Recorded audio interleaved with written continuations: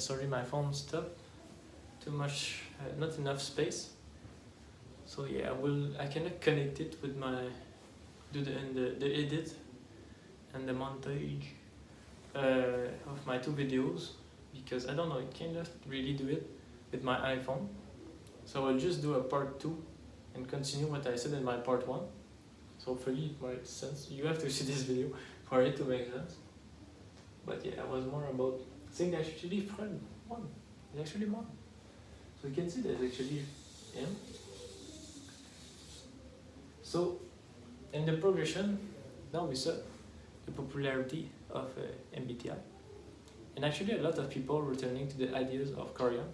You can see in the last 20 years, you can see, even though he was still popular at that time, he got even more with the recent years. You can see a shift a little bit in the collective, and actually we seem to go even more to the spiritual, even more to the DE, even more to the what is complicated. So our worldview actually got very simple actually in the 20th century.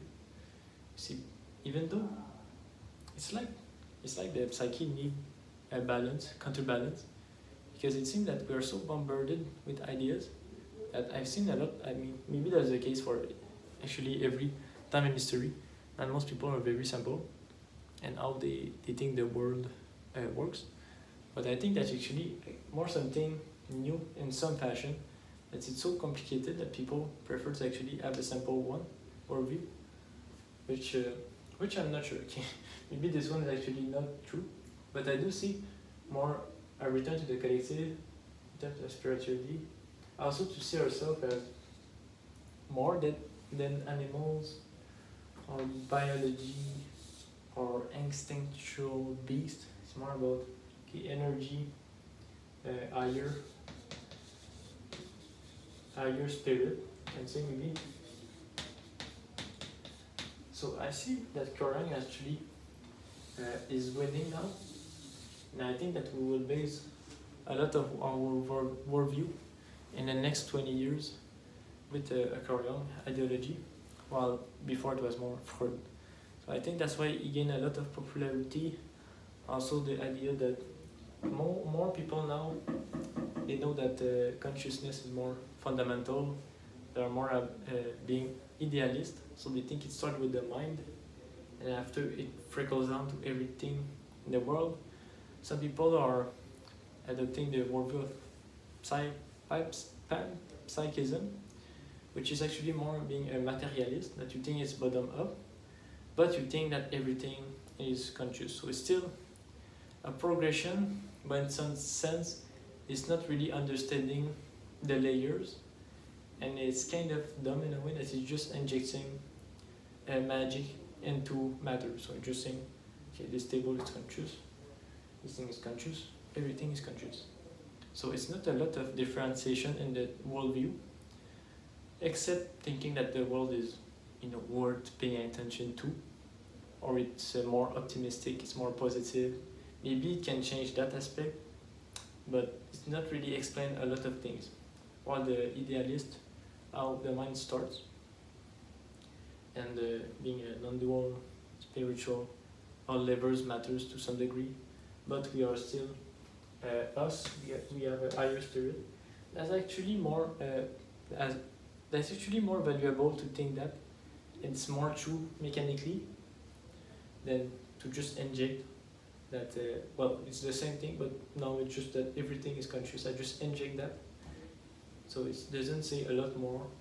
So I think that we definitely struggle with those ideas now. I think that, he plays a part into that, and for sure I think so. And I think that that's what we see in the West, and of course Jordan Peterson played into that. Now Jordan Peterson is interesting in a sense, and it's kind of a synthesis. You can see that Freud is maybe a thesis, that Carl Jung is actually an antithesis, and that in his own way, he's actually playing the synthesis.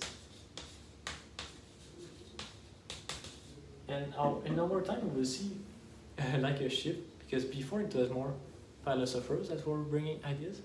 Now it seems that it's actually more the psychologists.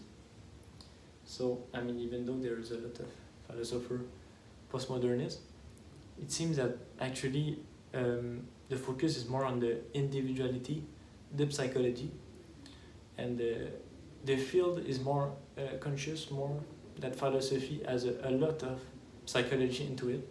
So, and that's what we can assess with those two kind of very high thinking psychologists.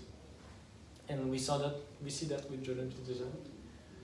So yeah, I think it's a synthesis. So it's kind of the mix of the two in some sense. I think, he's very nuanced too, Jordan Peterson, but he advocates a lot for responsibility in the culture.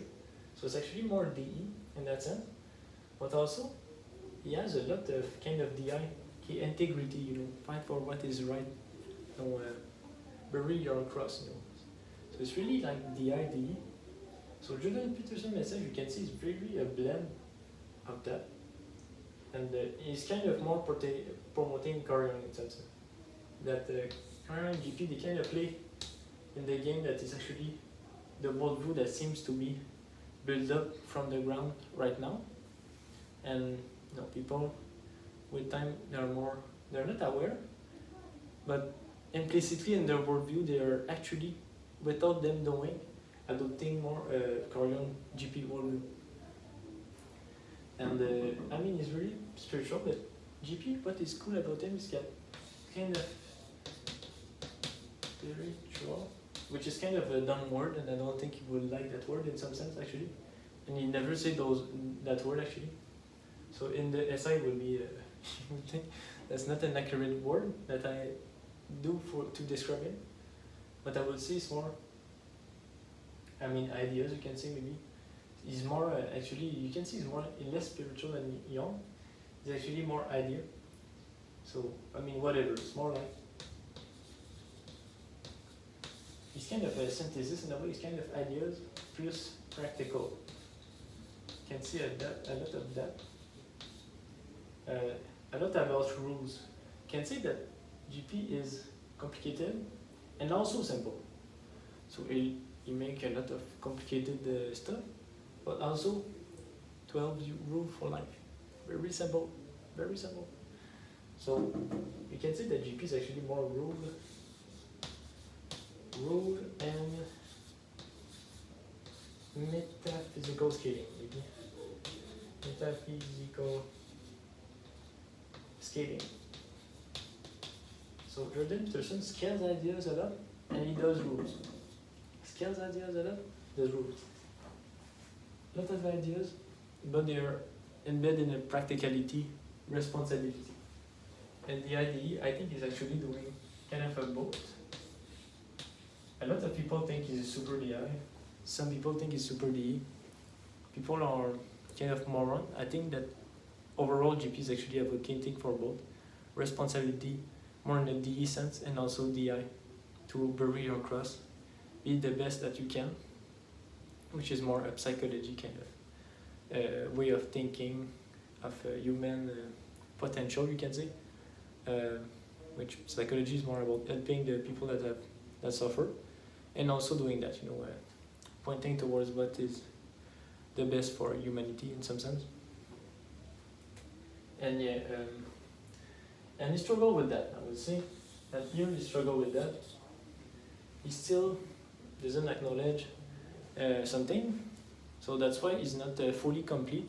And I think it's still a process ongoing with him. But you can say at the end, if his conclusion is actually good, I personally think that our culture will progress. But yeah, as of right now, he's actually not sure, and we cannot pin him down in that kind of, okay, what is the fundamental thing? Is it sexual, higher spirit, or God? Which, Korean kind of pretty much taught that, but he still hide behind the higher spirit. And GP might do the same as Korean, we will see. But at the end, it's good. So I wonder if he will go there, and I think that's the next kind of let's say progression of it. But yeah, I guess I have also OPS. I think OPS will show amazing result in the future. I think it will connect psychology, philosophy to more mechanics that we see across people, and now it will be more concrete with database, how they look, genetics. Even me and my opinion is more part of the world or more characteristic of a certain type. We will see a lot of things. It will ground psychology a lot. It will give a lot more practicality to the metaphysical and the practical and the ideas. So I think that OPS will actually play a role in kind of progressing Carrion and GP in some sense. And I mean, I don't know what I will do in the future, but it might be possible that my ideas and me being a lot into GP, Carrion, and OPS, that I will try to do a synthesis of all those, and yeah, maybe actually do a lot of progression of ideas with that. But we will see. I mean, that's one of my goals actually. But yeah, thanks for watching.